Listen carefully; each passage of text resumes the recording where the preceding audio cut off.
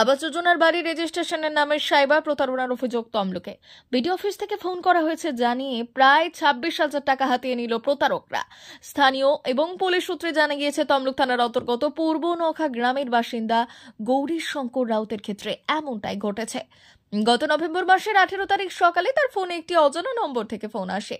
BDO office থেকে phone করা হয়েছে বলে জানিয়ে আবাস যোজনার বাড়ির টাকা দেওয়া হবে বলে আশ্বস্ত করা হয় এবং উপভোক্তার ফোনে পাঠানো ওটিপি শেয়ার করতে বলা হয়। আর প্রতারকদের সেই কথা মতো একেবারেই সরল বিশ্বাসে ফোনে আসা ওটিপি নাম্বার সহ যাবতীয় তথ্য তৎক্ষণাৎ শেয়ার করেন গৌরী শঙ্কর।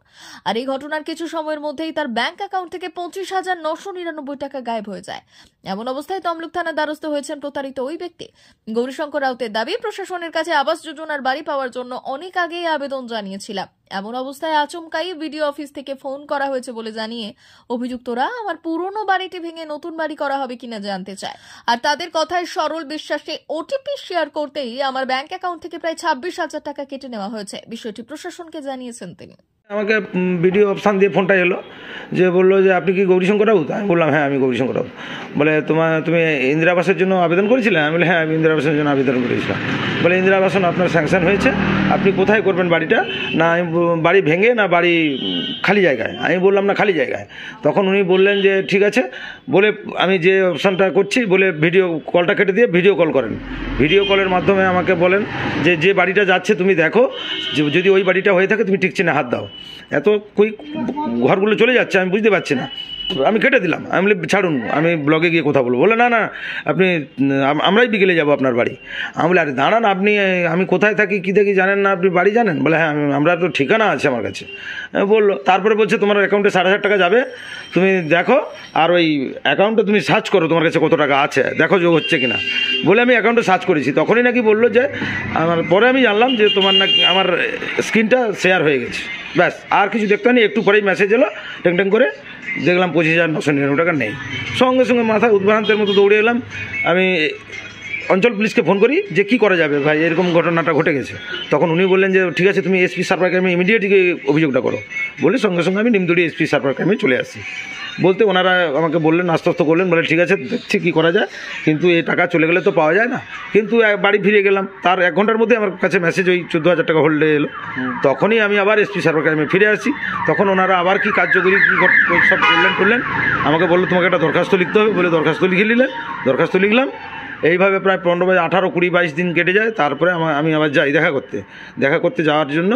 উনি আমাকে বললেন যে তোমাকে আর কোথাও যেতে হবে না, তুমি একটা কোর্টের উকিলের কাছে, উকিলের কোনো পরিচয় আছে? আমি বলে বিনয় সামন্তের নাম বলি, এবং বিনয় সামন্তের সঙ্গে ওনারা কথা বলার পর আমাকে 3টে মোবাইলে মেসেজ পাঠান। মেসেজটা ওখানে পাঠিয়ে দেয়। তারপরে বললো জিআর অফিসে গিয়ে দেখা করো। এই জিআরে গিয়েছিলাম, বললো না এখন তোমার কেসটা আসেনি, আমাদের কোর্টে আসেনি। তার মধ্যেই পুলিশ, তমলুক থানার পুলিশ আমাকে কি বলবেন এই ঘটনায়, কি বলবেন? এটা মানে এ তো দুঃখজনক ঘটনা। আমি তো খুব গরিব মানুষ, এই টাকাটা আমার যাতে অ্যাকাউন্টে আসে এবং যারা প্রতারণা করছে তাদের জন্য যদি সরকার কিছু, অন্তত প্রশাসনের কাছে সব কিছুই তথ্য আছে, পারলে প্রশাসন ধরতে পারে এবং ওদেরকে উপযুক্ত শাস্তিও দিতে পারে, কিন্তু সেটা হচ্ছে না, পাচ্ছি না আমি। এই ধরনের ঘটনা যাতে না ঘটে। কেন গরিব মানুষের টাকাগুলো এভাবে তছনছ করে দিবে তারা একটা অসৎ উপায়ে, আমি সেটা ঠিক পছন্দ করি না। যে এগুলোকে নির্মূল করতে হবে যে কোনোভাবে। আমি ঠকেছি, এভাবে যেন আর মানুষ যেন না ঠকে, হ্যাঁ, সেটাও তার প্রতিও সরকারের একটু নজরে থাকা উচিত বলে মনে করছি। আমার নাম গৌরী শঙ্কর রাউত। আমি এই দোকানে লোকের কাছে কাজ। মা বাসন্তী হোটেল অ্যান্ড রেস্টুরেন্ট, উত্তাপন, নারায়ণগড়, পশ্চিম মেদিনীপুর। আমাদের এখানে সকাল, দুপুর ও রাত্রিকালীন আহারের সুব্যবস্থা রয়েছে। সকালের টিফিনে পাবেন স্ন্যাক্স, পরোটা, আলুর পরোটা, মিক্সড পরোটা, মুলি পরোটা। দুপুরে খাবারে পাবেন সবজি ভাত, খাসি ও মুরগির মাংস, ইলিশ মাছের ভাপা, ভেটকির তেল ঝাল, চিংড়ির মালাইকারি, কাতলা মাছের ভাপা, এছাড়াও মশালা কোল্ড ড্রিঙ্কস, আইসক্রিম। রাতের খাবারে পেয়ে যাবেন তাওয়া রুটি, তন্দুরি রুটি, তড়কা, চিকেন তন্দুরি, চানা মশালা, চিকেন বাটার মশালা প্রভৃতি। সুলভ মূল্যে পরিচ্ছন্ন খাবারের একটাই ঠিকানা, মা বাসন্তী হোটেল অ্যান্ড রেস্টুরেন্ট, উত্তাপন, নারায়ণগড়, পশ্চিম মেদিনীপুর। বিশেষ দ্রষ্টব্য, আমাদের এখানে সকল অনুষ্ঠানের খাবারের অর্ডার নেওয়া হয়। এখানে পেয়ে যাবেন মা বাসন্তী মিষ্টান্ন ভান্ডার থেকে বিভিন্ন মিষ্টি।